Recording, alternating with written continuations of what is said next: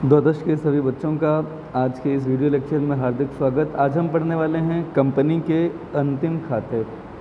Company अधिनियम 2013 ने company के अंतिम खाते बनाने के तरीक़ों में कुछ परिवर्तन किए। तो उन परिवर्तनों के साथ जैसे कि आप सोल प्रोप्राइटरशिप में या पार्टनरशिप फर्म में अंतिम खाते बनाते थे, कंपनी में आप पाएंगे कि एक सी चेंज है। यहाँ पर अंतिम खाते बनाने का तरीका अलग है।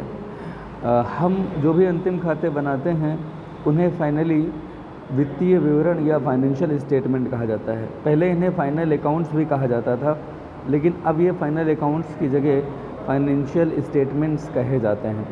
तो सबसे पहले जॉन एन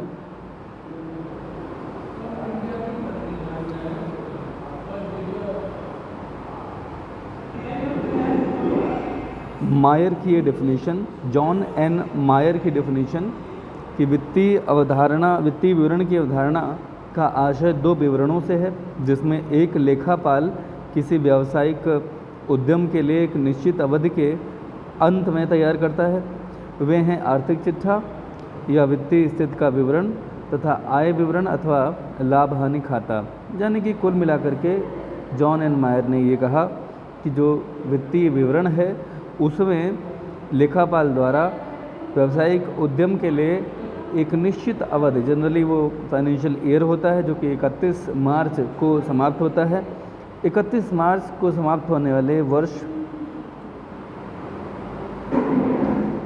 के लिए किसी भी लेखापाल के द्वारा दो विवरण तैयार किए जाते हैं। एक आर्थिक चिट्ठा कहलाता है जिसे वित्तीय स्थिति का विवरण कहा जाता है, और दूसरा आय व्यय का विवरण होता है जिसे लाभ हानि विवरण भी कहा जाता है। खाता नहीं, इसे लाभ हानि विवरण ही कहा जाएगा। तो आगे बढ़ते हैं हम। कंपनी अधिनियम 2013 240 ये जो है कंपनी के वित्तीय विवरणों के में निम्नलिखित को सम्मिलित करता है। सबसे पहली बात तो वित्तीय वर्ष के अंत में तैयार किया जाने वाला स्थिति विवरण या आर्थिक चिट्ठा, जिसे आप बैलेंस शीट भी बोलते हैं। दूसरा, वित्तीय वर्ष के लिए लाभ हानि विवरण, जिसे statement of profit and loss बोला जाता है। इसके अलावा वित्तीय वर्ष के लिए रोकड़ प्रवाह विवरण यानी कि कैश फ्लो स्टेटमेंट, ये भी वित्तीय विवरणों का ही हिस्सा है। और अगर ऐसा लागू होता है तो समता में परिवर्तनों का विवरण यानी कि statement of changes in equity, अगर कोई होता है तो ये बनेगा, अगर नहीं होता है कोई तो नहीं बनेगा। और कुछ एक्सप्लेनेटरी नोट्स बनते हैं, स्पष्टीकरण नोट, उन्हें भी बनाया जाता है।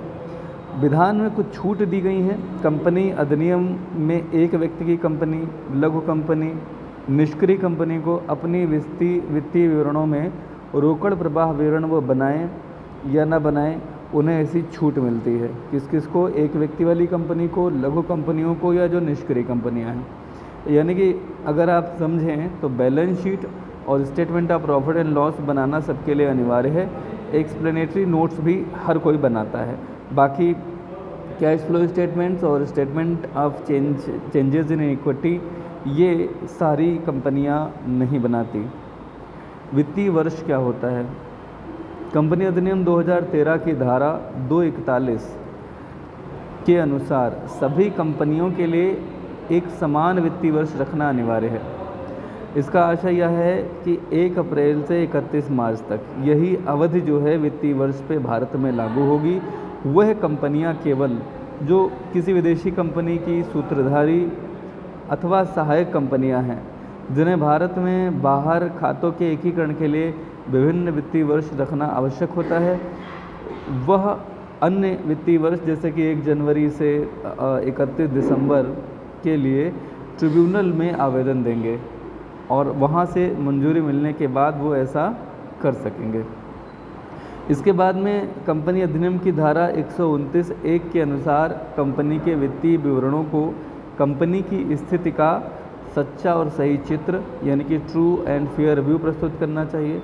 लेखांकन प्रमाण 133 के प्रावधानों का पालन भी करना चाहिए।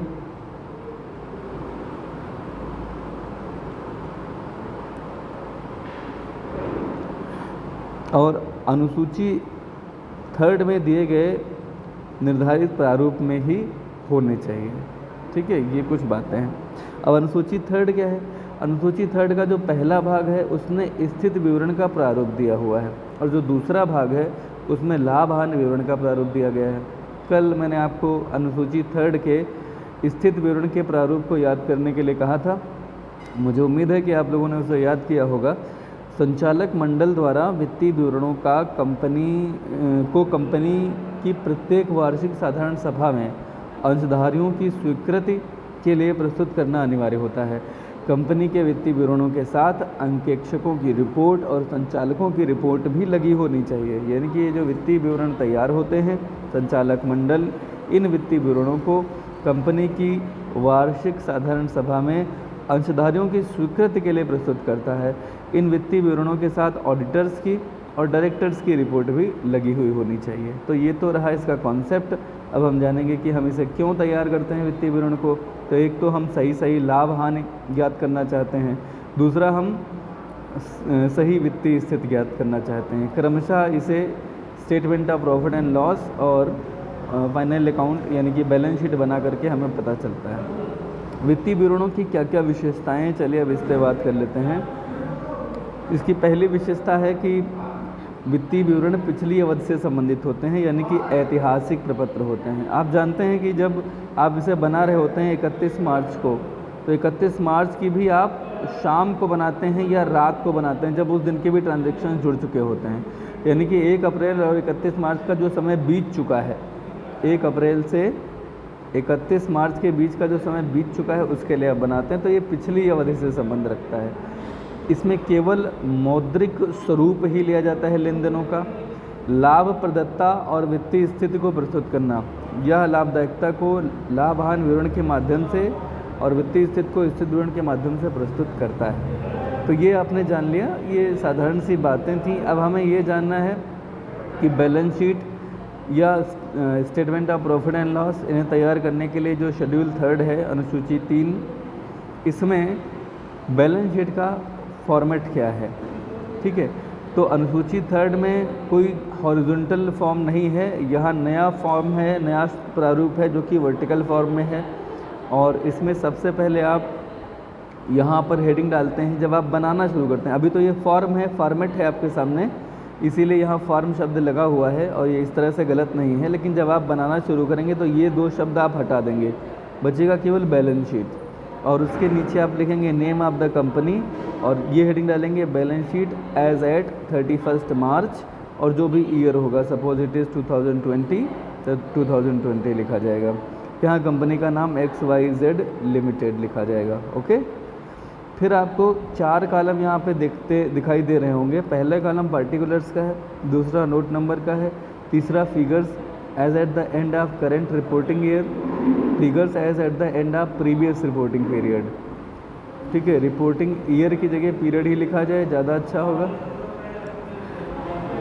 ये आपको पहले भी पढ़ाया जा चुका है शेयर वाले चैप्टर में, लेकिन एक बार फिर से बता रहा हूँ। 4 column particulars, note number, figures at the end of current reporting year, figures as at the end of previous reporting year या पीरियड, एक ही चीज़ है। तो यहाँ पे हम जानते हैं इक्विटी एंड लायबिलिटीज़, ये पहली हेडिंग है, ये पहला साइड है इक्विटी एंड लायबिलिटीज़, और जो दूसरा साइड होगा वो असेट साइड होगा। ठीक है, इक्विटी एंड लायबिलिटीज़ साइड में 4 हेडिंग्स हैं मेनली। ठीक है, आप देख सकते हैं ये 4 हेडिंग्स कौन सी हैं। पहली है share holders fund. Equity and liabilities में 4 हेडिंग्स याद कीजिए। शेयर होल्डर्स फंड, दूसरा share application money pending allotment, तीसरा नॉन करंट लायबिलिटीज़, चौथा करंट लायबिलिटीज़। अगर आप इसे याद करना चाहते हैं तो सिंपली 3 टाइम्स आप इन चारों को एक बार सीक्वेंस में बोल लीजिए। Share holders fund, share application money pending allotment, non current liabilities, current liabilities. तो it's very simple. Share holders fund में फर्दर 3 और आइटम्स हैं। एक तो शेयर कैपिटल है, दूसरा रिजर्व एंड सरप्लस है, और तीसरा money received against share warrant. Share warrant generally वो कंपनियां इशू करती हैं जो कि बहुत ज़्यादा बड़ी कंपनियां हैं जिनके शेयर्स की बहुत डिमांड है। तो ये ठीक उस तरह से है कि जैसे आप कहीं पे जाते हैं और आपको कोई प्रोडक्ट ख़रीदना है तो उसके लिए आप पहले टोकन ख़रीदें। वो टोकन जो आप ख़रीदते हैं वो टोकन के लिए आप पहले पे कर देते हैं और फिर आपको वो टोकन मिलता है। फिर आप दूसरे काउंटर पे जाते हैं और उस काउंटर पे आप अपना टोकन जो है वो दे देते हैं और वहाँ से फिर आपको आपकी जो कमोडिटी है वो मिल जाती है। जैसे अगर आप कभी पिज़्ज़ा या बर्गर खाने गए हों किसी स्टॉल पे, ठीक है, तो वहाँ पे टोकन सिस्टम अगर चल रहा है तो पहले आप टोकन ख़रीदते हैं, काउंटर से पे करते हैं, फिर दूसरे काउंटर पे जाते हैं, उस काउंटर पे अपना टोकन हैंड ओवर करते हैं और वहाँ से आपको अपना जो प्रोडक्ट है वो मिल जाता है। सिमिलरली कंपनीज़ में जो वारंट हैं they are a kind of token. Okay, ये टोकन आप ख़रीदते हैं, इसके लिए पैसा आप देते हैं। कंपनी, क्योंकि कंपनी ने अभी केवल वारंट इशू किए हैं, जब वो शेयर इशू कर देगा तो यही वारंट कन्वर्ट होकर के कहाँ शेयर कैपिटल में जुड़ जाएंगे। लेकिन अभी इसने चूँकि आपको शेयर दिए नहीं हैं इसलिए इनको ये, और पैसा इसे मिल गया है तो मनी रिसीव्ड हुई है तो वो तो लायबिलिटी हो गई है और ये अगेंस्ट शेयर वारंट मिली है, तो इसीलिए ये एक हेडिंग आती है। अल्टीमेटली इस पर अधिकार किसका होता है? शेयर होल्डर्स का ही होता है, क्योंकि फाइनली ये शेयर वारंट कहाँ जुड़ेंगे? शेयर कैपिटल में। इसीलिए इसे शेयर होल्डर्स फंड में दिखाया गया है। फिर आता है एप्लीकेशन मनी पेंडिंग अलॉटमेंट। कभी कभी हमने एक्सेस एप्लीकेशन मनी प्राप्त कर ली होती है जिसमें प्रो रेटा अलॉटमेंट होता है, तो वो जो एप्लीकेशन मनी जो अलॉटमेंट पे एडजस्ट कर दी जाती है वो share application money pending allotment कहलाती है। नॉन करेंट लायबिलिटीज़ वो होती हैं जो कि 12 महीने से ज़्यादा की होती हैं, मोर देन 12 मंथ्स। ओके, 12 महीने से 12 माह से अधिक वाली लायबिलिटीज़, ठीक है, ये कहलाते हैं नॉन करेंट लायबिलिटीज़। इसमें लॉन्ग टर्म बोरिंग्स आते हैं, लंबे समय के लिए लिए गए उधार, चाहे वो बैंक से हों या जनता से हों या डिवेंचर के रूप में हों। डिफर्ड टैक्स लायबिलिटीज़ क्या है ये मैं आपको बता दूंगा अभी बाद में। अदर लॉन्ग टर्म लायबिलिटीज़ वो सारी लायबिलिटीज़ जो कि 12 माह से अधिक के समय की हैं, और वो जो लॉन्ग टर्म प्रोविजंस होते हैं जैसे कि डिवेंचर रिडेम्पशन फंड वगैरह वो इसमें आते हैं। तो ये यहाँ पे आप देखेंगे 4 आइटम्स हैं। कौन कौन से? नॉन करेंट लायबिलिटीज़ में long term borrowing, deferred tax liabilities, other long term liabilities, long term provisions. Current liabilities की बात करें तो जो 12 माह से कम के लिए होती हैं लायबिलिटीज़, 12 महीने के भीतर आप उन्हें जिनका भुगतान कर देते हैं, उसमें आते हैं शॉर्ट टर्म बोरोइंग्स, 3 महीने, 4 महीने, 8 महीने, 10 महीने के लिए लिया गया कोई उधार। ट्रेड पेबल्स, जिनसे आपने उधार माल खरीदा उनका भुगतान करना, वो ट्रेड पेबल में आता है। अदर करंट लायबिलिटीज़, ऐसी वो सारी लायबिलिटीज़ जो ऊपर नहीं आई दोनों में लेकिन वो 12 महीने से कम हैं, वो अदर करंट में आ जाएंगी। और शॉर्ट टर्म प्रोविजंस। तो this is the list of items which come into the head equity and the side equity and liabilities under different heads, and they are the heads: shareholders fund, share application money pending allotment, non current liabilities and current liabilities, right? Then there is asset side. asset side में आपको सबसे पहले 2 categories हैं, आपको ये याद करनी होंगी सिर्फ। एक तो फिक्स्ड नॉन करेंट एसेट जिन्हें कहा जाएगा, और दूसरा current asset. You can see non current asset के अंतर्गत आपको पहली हेडिंग मिलेगी फिक्स्ड एसेट, दूसरी non current investment. Fixed asset, non current investment, deferred tax assets, long term loans and advances and other non current assets. तो आइए जानते हैं कि ये क्या क्या है। देखिए, फिक्स्ड एसेट्स में आपको पता है ये टेंजिबल एसेट्स जो मूर्त संपत्तियां हैं, जिन्हें देखा जा सकता है, टच किया जा सकता है। इनटेंजिबल एसेट जिन्हें देखा नहीं जा सकता लेकिन वो फिक्स्ड एसेट्स होती हैं, जैसे कि ख्याति वगैरह। Capital work in progress. Capital work in progress से तात्पर्य क्या होता है?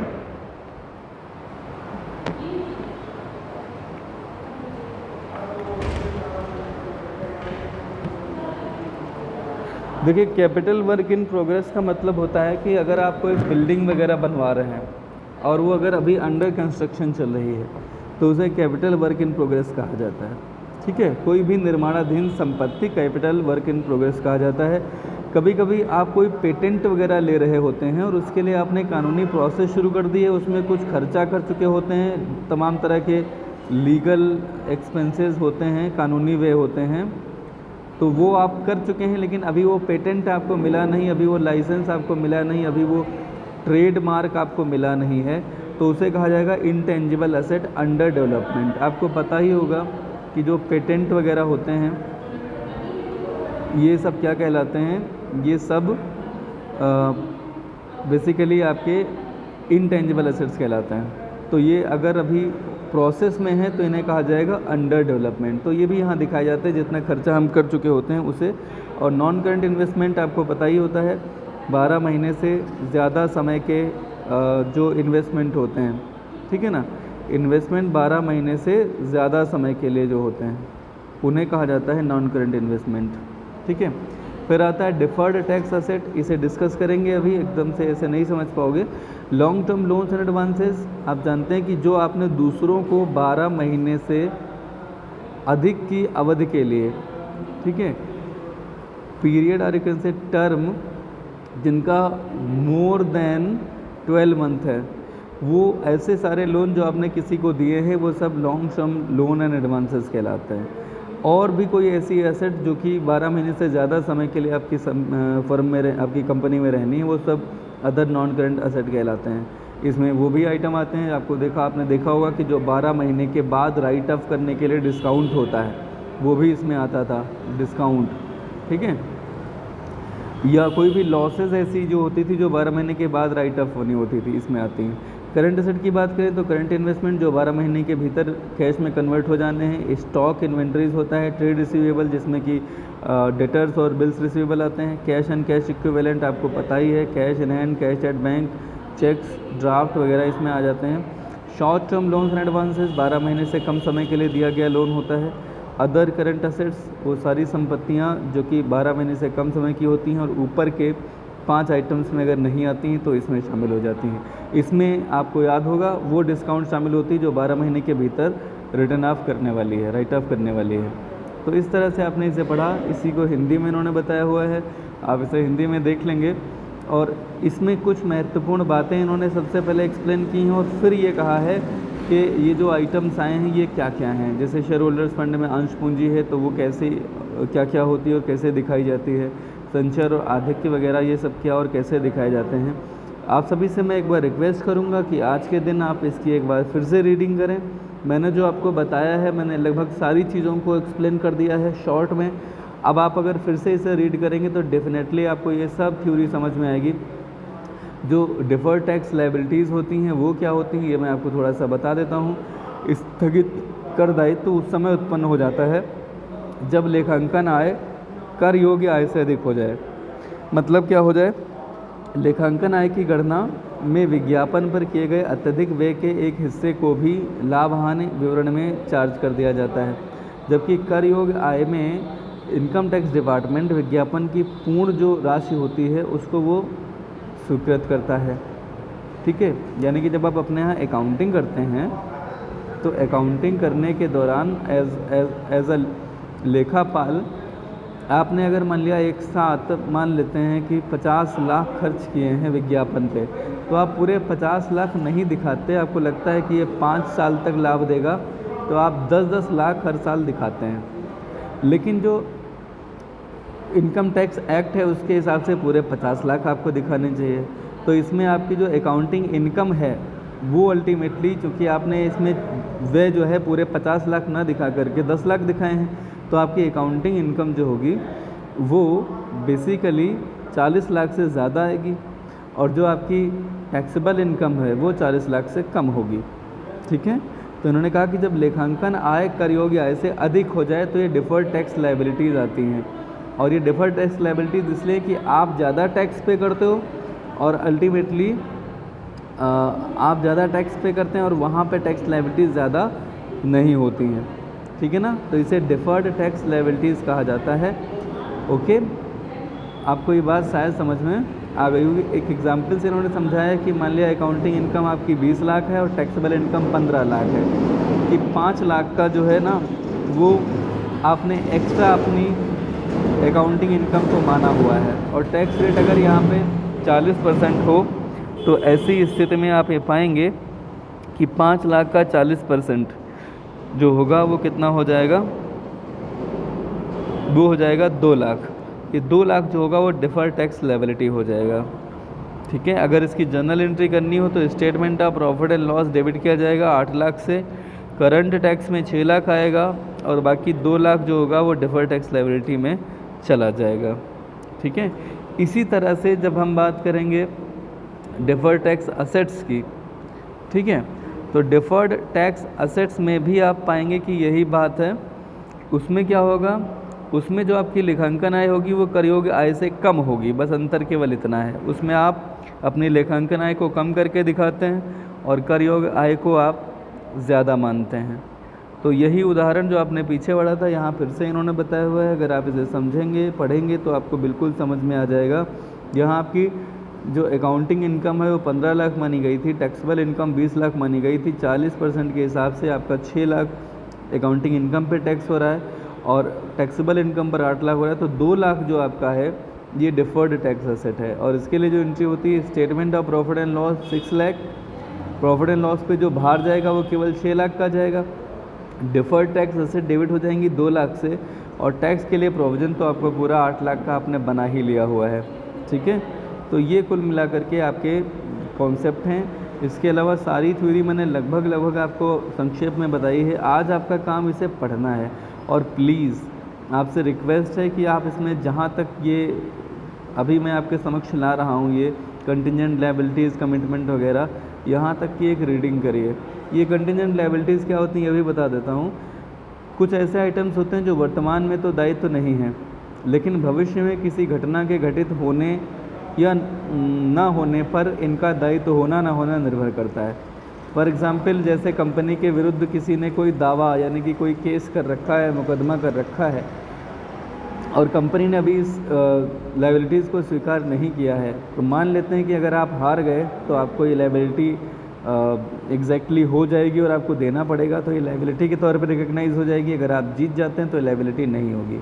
अगर कंपनी ने कोई गारंटी ली हुई है किसी अन्य कंपनी या व्यक्ति के लिए, अगर वो डिफ़ॉल्टर हो जाता है तो ये आपकी लायबिलिटी के तौर पे आ जाएगी, अदरवाइज़ नहीं आएगी। और भी कोई ऐसी धनराशि हो सकती है जिसमें कंपनी किसी घटना के घटित होने पर उत्तरदायी होती है, तो वो सब कंटिजेंट लायबिलिटीज़ में आते हैं। कमिटमेंट की अगर बात करें तो जिसमें आपने कोई किसी को वादा किया हुआ है भविष्य में किन्हीं निश्चित दशाओं में किसी निश्चित समय पर कोई निश्चित कार्य करने का अनुबंध इसमें होता है। इसमें उन ठेकों की अनुमानित राशि जो अभी अपूर्ण है, जिसके लिए कोई आयोजन ना किया गया हो, वो आएगा। आंशिक चुकता अंशों पर ना मांगी हुई याचनाओं की राशि आएगी जो आप कमिटेड हैं कि आपको देना पड़ेगा। इसके अलावा अगर आपने किसी अन्य कंपनी के शेयर्स खरीदे हैं और उनमें विनियोग कर रखा है तो, और कुछ और वचनबद्धताएँ होती हैं जैसे कि संचयी पूर्वाधिकार अंशों पर लाभांशों की बकाया राशि वगैरह।